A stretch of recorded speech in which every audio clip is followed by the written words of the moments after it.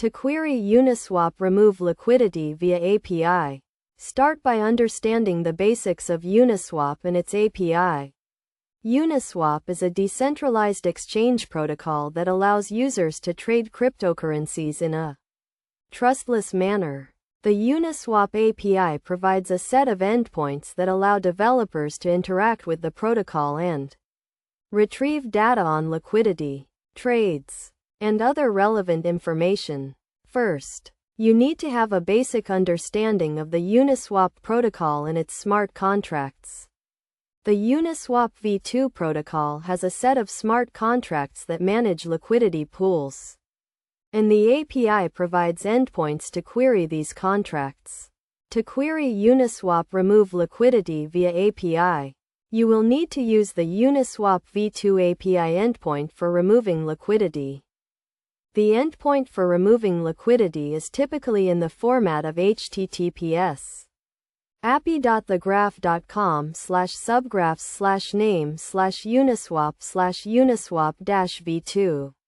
And you will need to specify the parameters for the query, such as the token addresses and the amount of liquidity to remove.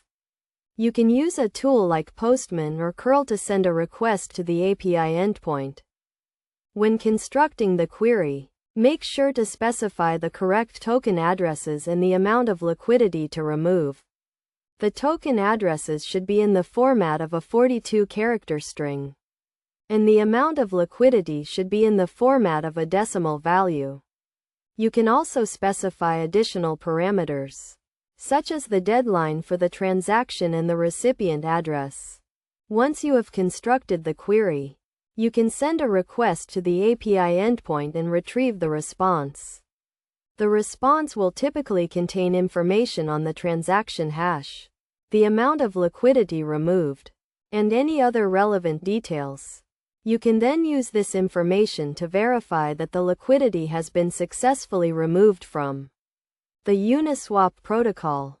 Best practices for querying Uniswap remove liquidity via API include ensuring that you have the correct token addresses and amount of liquidity, specifying a reasonable deadline for the transaction, and verifying the response to ensure that the liquidity has been successfully removed.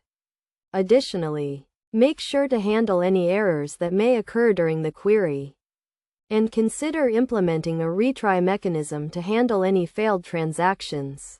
By following these steps and best practices, you can successfully query Uniswap remove liquidity via API and retrieve the relevant information.